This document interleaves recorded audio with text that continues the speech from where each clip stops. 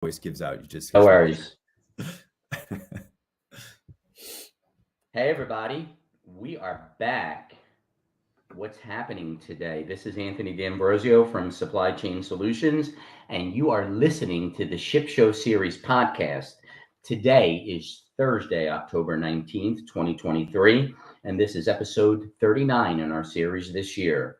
So this week, folks, we will be laser focused on the impact of the Israeli-Palestinian conflict and how it's going to affect supply chains. But before we do, we'd like to just pause for a moment of silence to remember all those who have lost their lives and are still missing in the conflict. Thank you. And finally, as always, it's my extreme pleasure to introduce my Ship Show co-host, the amazing and incomparable Jason Brand, our Director of Client Outreach and Development. So Jason, welcome. What's happening? I know you're a little under the weather. Thank you for joining today. How are you? I have definitely been better. So I've got my full glass of water. I probably should have opted for tea, but no big deal. No, Anthony, always so kind. Thank you so much. Honestly, the show wouldn't be the same without you here, so it's like I need to introduce you occasionally and say the incomparable Anthony D'Ambrosio. Stop. You're too kind. So I do want to say something real quick. Like Anthony and me talked a lot about doing this subject or not, and we understand it's incredibly political. There's a lot of, news flying back and forth. We really want to avoid as much of the lightning rodness of this as possible. But I mean, this is affecting us and people we're shipping with right now, just due to the disruptive nature of a war and also due to its location. So we've got to talk about it. Really, quite frankly, we're really not trying to make any opinions here. We just want to talk about some facts. So I just kind of start off on that foot. So Jay, I kind of just would like to segue in and say, the ongoing conflict, from my perspective, really threatens to throw the logistics industry out of gear with hikes in freight rates, and it's going to cause a lot of shipping bottlenecks, which is going to have a ripple effect on global supply chains, unfortunately, and the disruption in transportation, including flight cancellations and sea route blockades, is also profoundly going to impact supply chains. And we're only at the beginning of this, unfortunately. Many airlines have suspended flights to and from Israel, leaving travelers stranded and affecting the movement of goods. So I kind of just wanted to start off with a little bit of a thumbnail sketch of like how this is just going to affect supply chain. Yeah. And Jay, I didn't know if you have anything you wanted to add there. I want to as well. Yeah, I didn't know if you wanted to dive through that thumbnail sketch. So, well, yeah, let's just continue on that. So I think when we think of the supply chain disruptions part of it, I think one of the most imminent concerns stemming from this conflict is the potential supply chain disruptions. And, the war has led to fears of shipping bottlenecks, escalating freight rates, unpredictable delivery times, all of which are going to pose a formidable challenge to the rhythmic flow, if I may call it that, to the global supply chains. And furthermore, I think the uncertainty shrouding trade routes and supply chains in this region could translate into delays, thereby escalating the cost of trade from this pivotal region. And a little later on, I think we'll dive into some of the different dynamics that it's going to affect, not just in Israel and the Middle East, but globally, in terms of the amount of countries that are doing business in that area. And I think, and the last thing I'll say before we go back to you, Jay, is I think the conflict will most likely have a sectorial impact, if I may say, on key industries in Israel, and most notably the iron and steel and fertilizers and organic chemicals. And there's really even a broader concern for industries that rely on materials sourced from or passing through the affected region.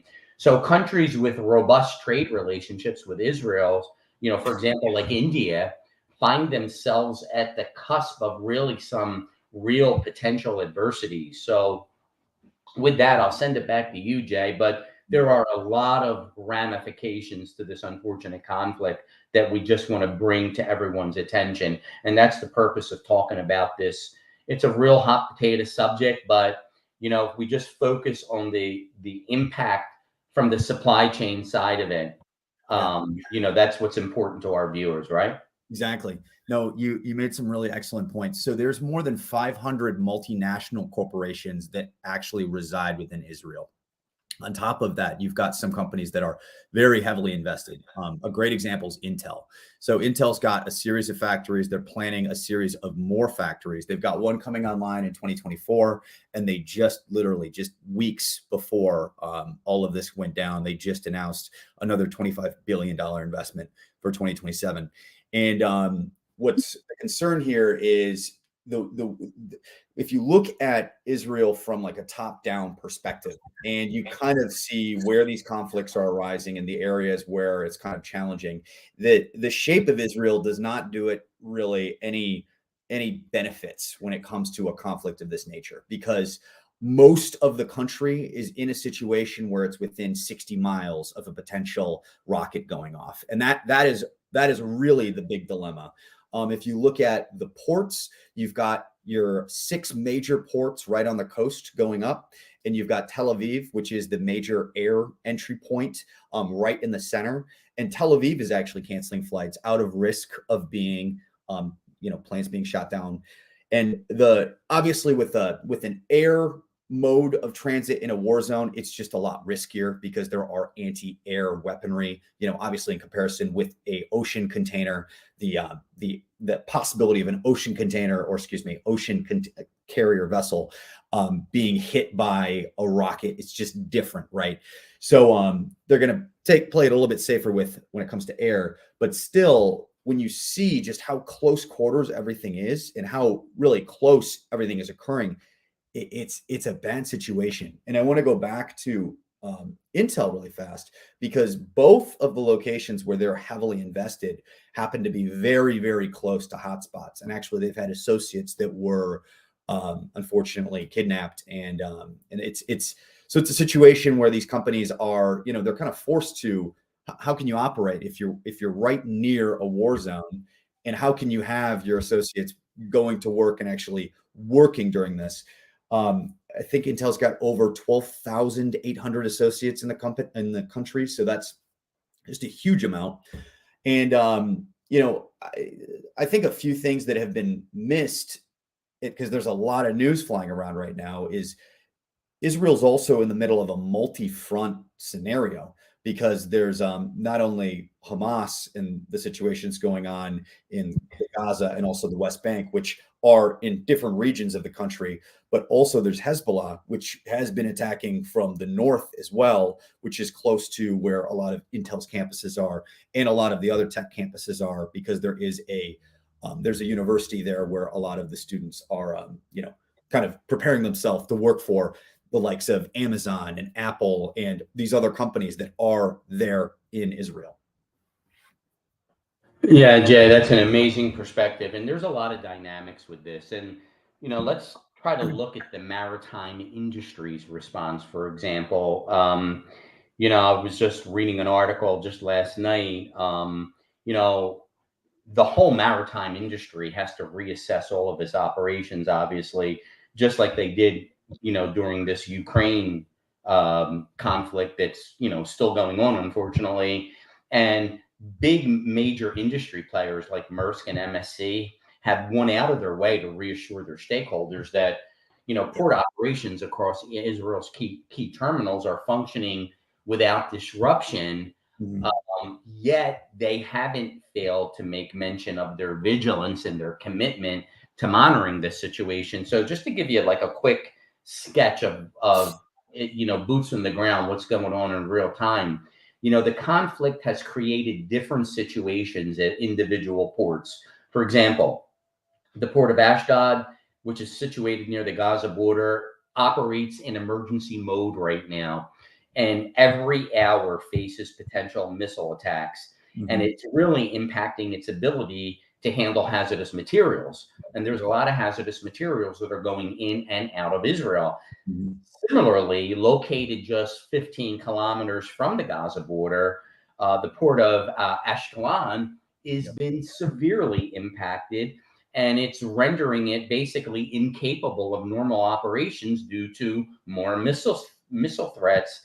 And vessels can only discharge cargo while moored at sea buoys.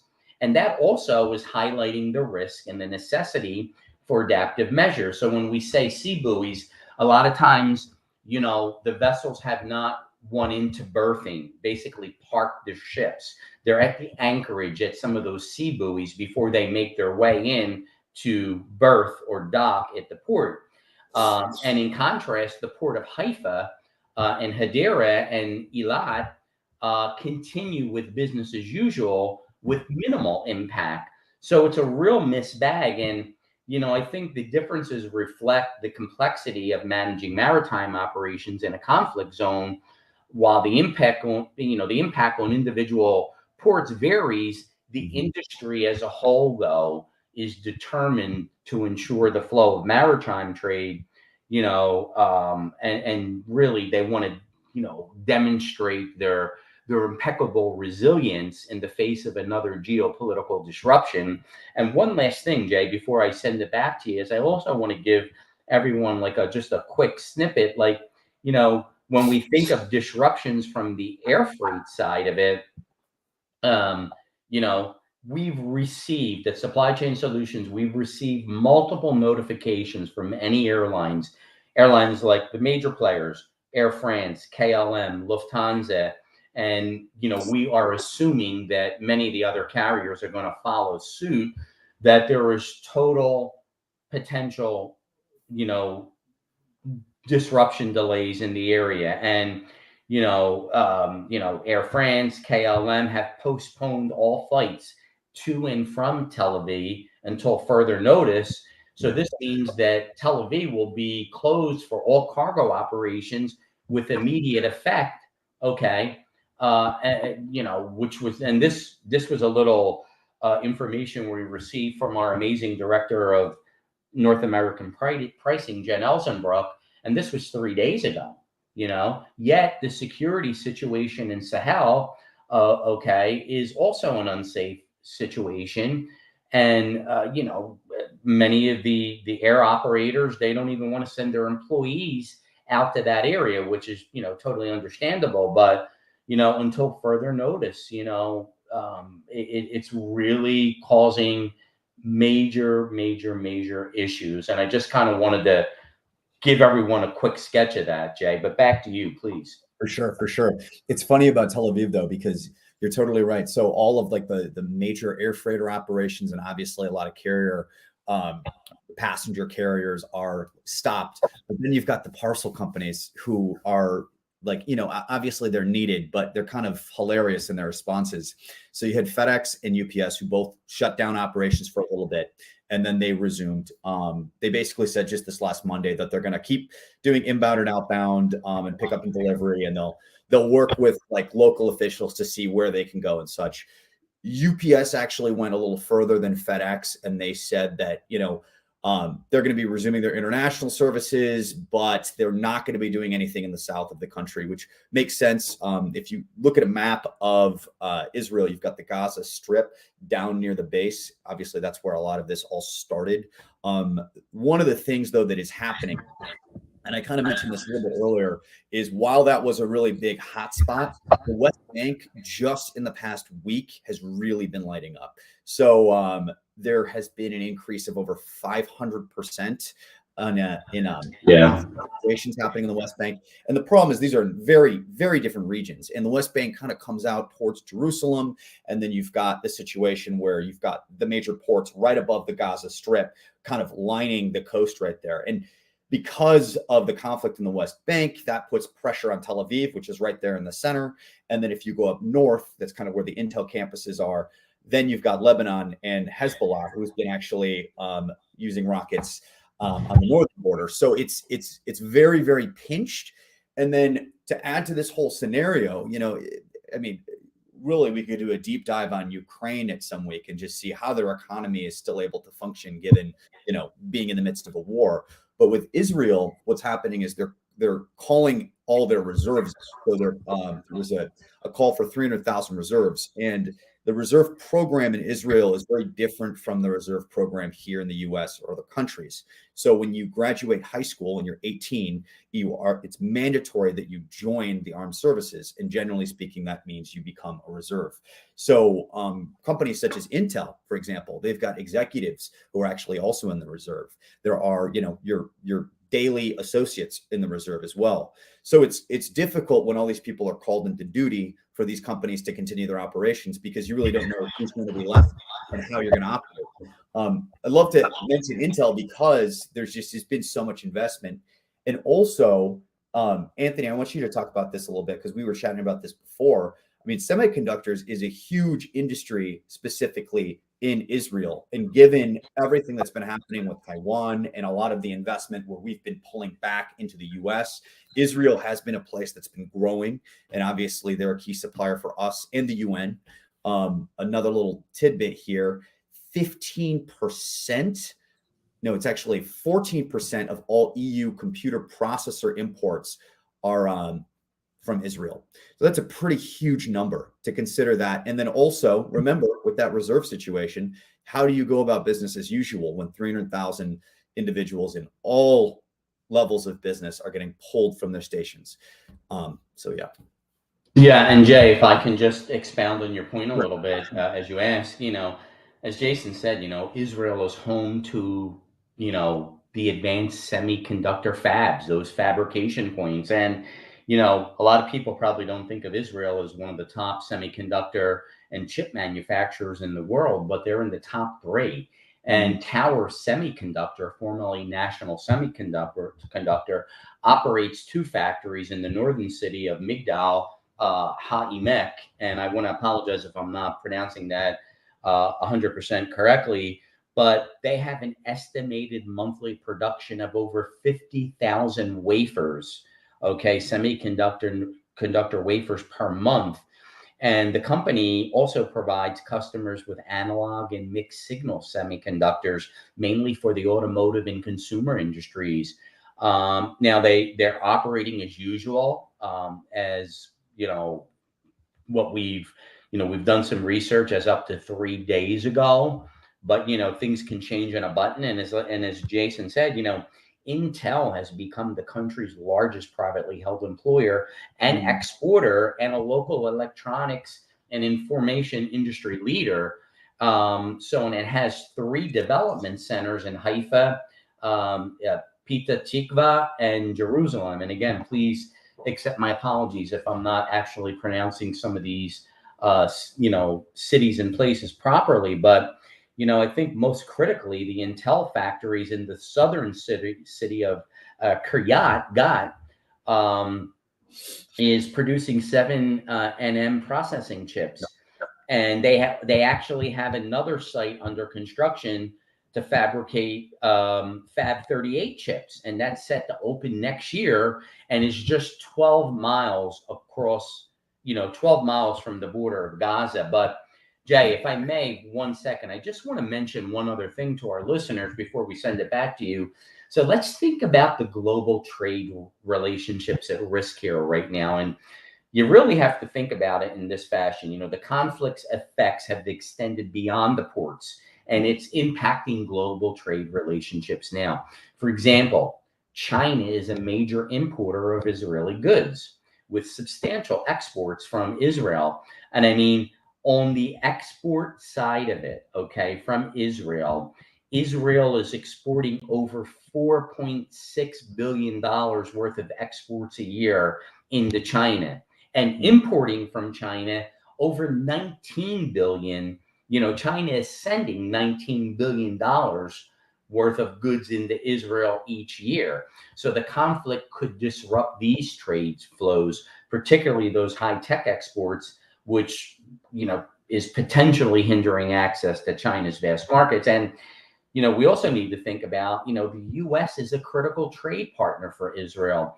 with a focus on exports. And the conflict, may strain the diplomatic relationships between both our countries, which will, definitely impact Israeli exports to the USA.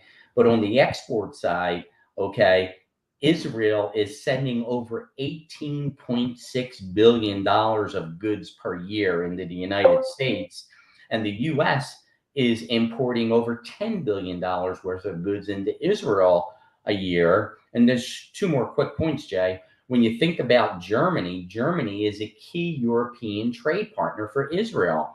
So the conflict is going to impact Israel's exports to Germany.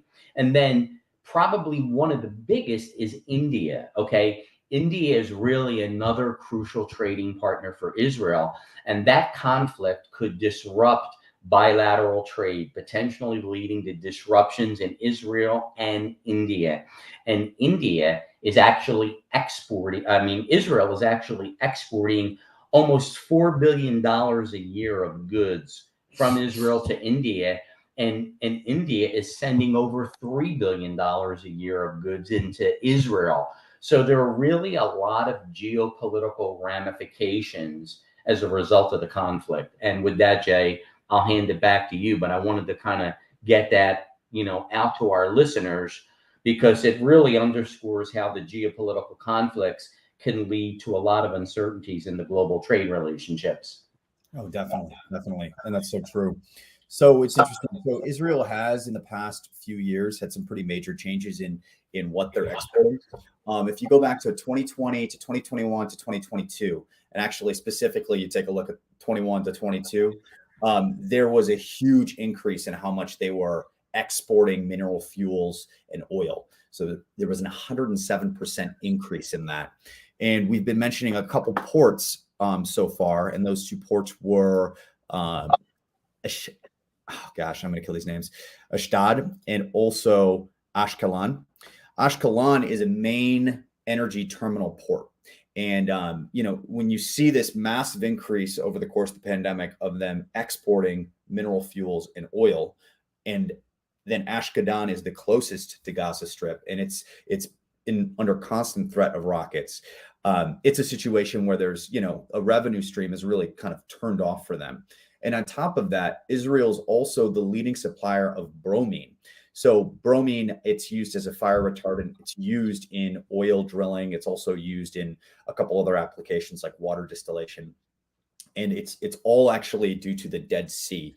So if you think about this is one of those situations where it's a upstream good going to be cut off for a period of time, and that's going to create downstream problems as we go forward. We saw the same thing happen with the Ukraine war with neon gas and also platinum that were needed for chips, as well as Ukraine and just the amount of food supply. And obviously Russia with just the immense amount of oil they provide from an exporter standpoint. So, even though it is a smaller country, they're very rooted in not only the EU, but also in our economy as well. So, the way this conflict is going about, it's very disruptive to them, and it's going to be disruptive to shippers at large in general. Zim has announced that if you are shipping out of Israel, there is going to be a premium shipping charge. We were talking about this the other week. Actually, the rates for ocean shipping in the region have been bottom of the barrel lately. I mean, it's for an FEU was around $1,000. But that being said, these premium charges are associated with insurance protections. And then on top of that, unfortunately, like as Anthony said, hazmat goods are just not moving. And so if you are exporting hazmat goods out of Israel right now, you're going to have a tough time getting that through. And on top of that, just shipping in general, remember, because of the reserve situation, there's labor shortages at the ports. Also, there's extra security and more checks. So everything is moving very slowly right now when it comes to trade. Yeah, that's an excellent point, Jay. And you made me think of something, because a lot of our listeners probably don't realize that the Gaza blockade is really disrupting operations, and thousands of Palestinians cross the border between Gaza and Israel daily to go to work in Israel. and they're involved in a lot of essential services, including transportation and logistics and manufacturing and food and cleaning and healthcare.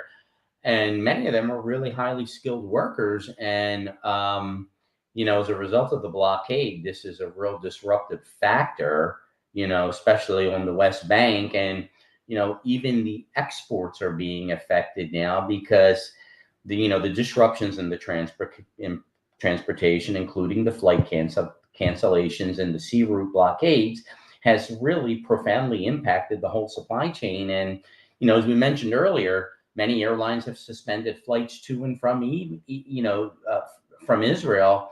And, now we're faced with additional controls by the Israeli Navy, making getting cargo in and out of the country increasingly difficult. And just to give you, for example, both UPS and FedEx joined the long list of airlines that have sharply reduced, international flights to Israel. So it's really just a terrible situation, no matter how you look at it. Jay, back to you. I didn't know what No, else you wanted to add. no, that's fantastic. One of the things that we all need to kind of be on the lookout for is obviously this region is known for oil production, not only Israel, but obviously you've got the UAE. And so as a result, it's disruptions in these other regions. And a lot of players are kind of joining this situation. Obviously, we talked about Hezbollah, so that's coming out of Lebanon. And then there's the situation with Hamas, which has been the most obvious one. But then on top of that, there was some Iranian-backed Iraqi militia that kind of got involved as well, and we're going after U.S. troops on the ground. So the whole region is getting a little bit kind of involved, if that makes sense. So there was a Bloomberg economist that said, obviously there's going to be a lot of concern around the Suez Canal, but we shouldn't be too concerned because that's wholly operated by Egypt. So it's a single country situation, but it's the straits that are operated by multiple countries where you should be a little bit more concerned about. So a great example is the Straits of Hormuz. So Yeah. definitely said that one wrong, but but that's definitely going to be your issue when it comes to energy shipments and exports in particular. So just keep that in mind. This is definitely a area that if things continue to go the way they're going, we're going to see a lot of ripple effects. And yeah, I've got you and me both when we were talking about this subject. We obviously just wanted to kind of state some of the situations and how those ripple effects would occur. And, I've got 12 pages of notes here. And it's like, we want to make sure we're covering everything. And there's some really interesting facts here, but I really think we've done a pretty good job at showing some of the situations. There are a few ports that are running normally, but all of the major ports are running at some level hindered. Obviously, the two we did mention, which I'm going to go back to those names real quick just to make sure I'm saying it correctly. We've got Ashkelon and also our container port, Ashdod. Both of those are very restricted. And also there is a notice that was sent out, I believe by MSC, that said that the chance of those two ports closing on a very short-term notice is extremely high. So understand shipments through those two are going to be, your highest risk shipments. Absolutely. Well said, Jay. And just two things I'd like to say as we come towards the tail end of the show. The first, I just want to sort of jump on your point about, really the threat of an oil crisis. Mm-hmm. The extent of the impact on supply chains and other economic sectors would really depend on the duration and the intensity of the ongoing war in Israel. And if the conflict engulfs other parts of the Middle East, which features major shipping routes and oil exporters, as you mentioned, Jay, so eloquently, the situation is going to become even graver. And geopolitically and geoeconomic experts are really worried about a repeat of the oil price crisis going back 50 years ago during the Yom Kippur War, when Israel was attacked by Egypt and Syria. And then shortly after that, there was a fuel shortage, and that was followed by a price surge, and it hit the global economy like a ton of bricks. And, the rise in petroleum prices exacerbated by these Middle East conflicts adds really another layer of complexity to the global supply chains. And I think a critical component in freight operations, when we think of freight operations, is pricier petroleum leads to higher operational costs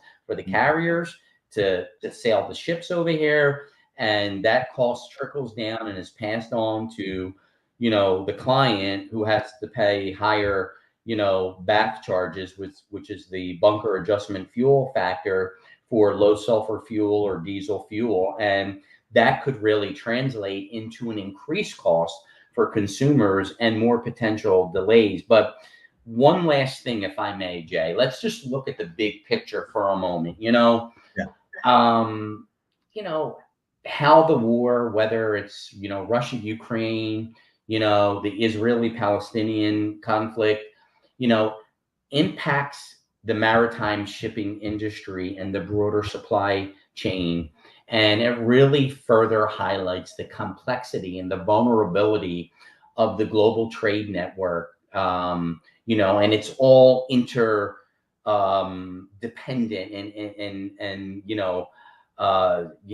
just connected. And it really has far-reaching geopolitical consequences that not only affect countries and lives, but it also affects the trade. And I think in the long term, the conflict in Israel serves as a reminder of the uncertainties facing the ambitious trade projects that are going on right now around the world, especially projects that Israel's involved with. And when you think of, the IMEC, which is, initiatives like the India, Middle East, European Economic Corridor, and how it's positioned as a Western counterpart to China's, Belt and Road Initiative. There's really a lot of hurdles in establishing reliable trade links between the countries in the region. So these ongoing regional complexities make it riskier for countries to normalize diplomatic relations and establish these links. And as I mentioned, the rise in petroleum prices exacerbated by this conflict is really going to be very complex situation for global supply chains. And I think, it's just, again, a reminder how interconnected the world is, both geopolitically and, and with the whole, trade situation, and how any disruption could, disrupt the flow of goods, impacting industries and economies far beyond the conflict zone. And this is why, and I'm gonna be quiet in a second, Jay.